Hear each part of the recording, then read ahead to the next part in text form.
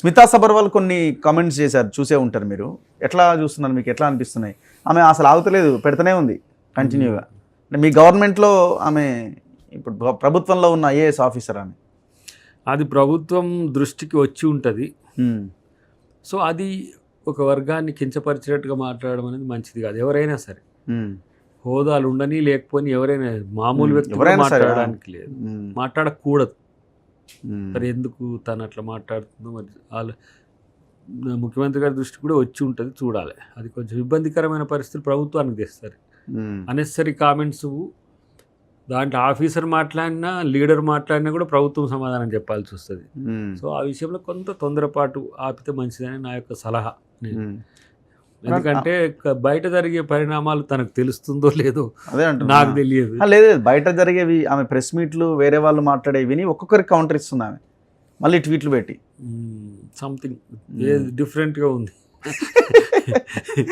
నేనైతే వద్దు అనేదే మా సలహా. అందుకని సరే ముఖ్యమంత్రి గారు అధినాయకత్వం అంటే అడ్మినిస్ట్రేషన్ ఏం తీసుకుంటారో కానీ మనం కించపరిచేటట్టుగా ఏ సమాజం గురించి మాట్లాడే హక్కు ప్రభుత్వానికి కాదు, వ్యక్తికి కూడా లేదు, ఉండకూడదు, ఉండదు.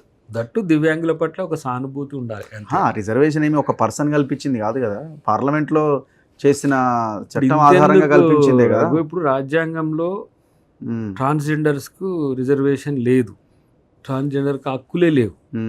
అప్పుడు అసలు ఈ యొక్క జెండర్ లేదు మనకు, మేల్ ఫీమేలే. కానీ పోతున్న క్రమంలో వాళ్ళకు ఒక జెండర్ డిక్లరేషన్ ఉండాలని, వాళ్ళకు హక్కులు కావాలని కొట్లాడుతున్న దాంట్లో న్యాయం ఉంటుంది కదా. ఉంటుంది ఖచ్చితంగా. అట్లనే దివ్యాంగులు కూడా బుద్ధిమాంద్యము వేరు, అంగవైకల్యం వేరు, లేకపోతే దృష్టి లోపం వేరు, వివిధ రకాల లోపాలు మన శరీరంలో ఉంటాయి.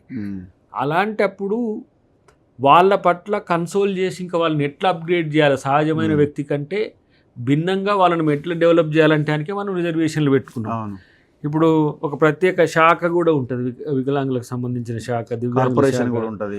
వాళ్ళ అప్లిఫ్ట్మెంట్, మన ట్రై సైకిల్స్, తర్వాత వాళ్ళ వినికిడి శక్తిని పెంచడానికి ఒక మన జగిత్యాల పిల్లగాడు అనుకుంటే చాలా ఇంటర్నేషనల్ డెవలప్మెంట్. అది నాకు ఎవరు చూడలే, అమెరికా ప్రభుత్వం పిలిచింది, అక్కడికి ఇన్వైట్ చేసింది ఇన్వెన్షన్కు. ఆ 3 మీటర్స్ ముందు ఏం వస్తువులు ఉంటాయి అనేది కూడా చెప్తుంది అక్కడ.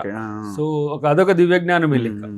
అలాంటి మన వాళ్ళు ఏంది, సొసైటీ రెస్పాన్సిబిలిటీగా వాళ్ళకు ఆర్థిక సహకారాలు, వివిధ సహకారాలు చేస్తున్నప్పుడు ప్రభుత్వంగా అంతకంటే ఎక్కువ చేయాల్సిన అవసరం ఉంటుంది. దాంట్లో రిజర్వేషన్ అనేది ఒక చిన్న అంశం, వాళ్ళ జీవితం మొత్తం పెయిన్ఫుల్గా ఉంటుంది.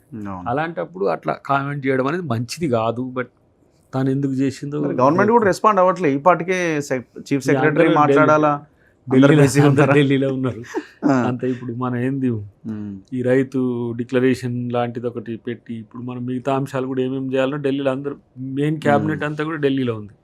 సో ఈ రోజు నుంచి హౌస్ ఉంది, సో బిజీ ఉంటుంది కాబట్టి ఏదో ఒక సందర్భంలో చర్చ రావచ్చు. కానీ దాన్ని సబటైజ్ చేయడం అనేది కాదు, అట్లాంటి రిపీట్ కాకుండా చేయాలి. ఏదో అంశం పైకి వచ్చింది కాబట్టి, ఒక చర్య జరిగింది కాబట్టి దాన్ని కప్పిపుచ్చేటట్టుగా కాకుండా అవి రిపీట్ కాకుండా చూడాల్సిన అవసరం ఉంది. దానికి మాలాంటి వాళ్ళని సమాధానం చెప్పలేకుండా పోతాం. మా ప్రభుత్వం అట్లా ఉండదు కదా. టీవీలోకి పోయి ఏం మాట్లాడతారు, ఇంకా 2 రోజులు డిలే అయితే డైరెక్ట్ గవర్నమెంట్ని అటాక్ చేయడం స్టార్ట్. ప్రభుత్వం అనేది చాలా బాధ్యతాయుతంగా ఉంటుంది కాబట్టి ప్రభుత్వం కూడా ప్రతి వ్యక్తి కూడా ఇంటర్నల్, మేము ఎక్స్టర్నల్ ఉన్న వాళ్ళమే మాకే ఇబ్బంది ఉంటుంది, ఇంక ఇంటర్నల్గా ఉండే వాళ్ళకి చెప్పలేని పరిస్థితి వస్తాయి. కాబట్టి అట్లాంటివి మంచిది కాదు.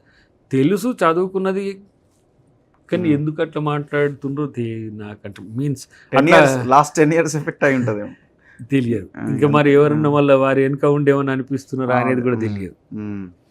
కానీ అట్లా అన్నా కూడా చిన్నపిల్లగాళ్ళు కాదు కదా, అది వ్యక్తిగతంగా కూడా చాలా లాస్. అది వ్యక్తిగతంగా కూడా మన క్యారెక్టర్ మీద బ్యాడ్ పడేది. అది వీలైతే ప్రేమించు, ద్వేషం ఎందుకు, నువ్వు దేశం పెంచుకోవడం ఎందుకు, నువ్వు అల్ట్రా ఎక్స్ట్రాడినరీ ఇంటలెక్చువల్ అనుకో. ఇంకా ఐఏఎస్ నుంచి మీరు ప్రిన్సిపల్ సెక్రటరీ కాండి, సిఎస్ కాండి, సెంట్రల్ సర్వీసెస్కి పోండి, వాళ్ళు ఏదో వాళ్ళకు తోచినంత చదువుకొని వాళ్ళకున్న జ్ఞానం కొద్దీ ఏదో ఒకటి అవుతారు. అందరినీ అవమానించినట్టు ఎందుకనేది నా ఒక రకమైన ఏమంటారు దాన్ని, ఆరోపణ లాంటిది అనుకోవచ్చు. కానీ చూడాలి ప్రభుత్వం ఏం నిర్ణయం తీసుకుంటుంది.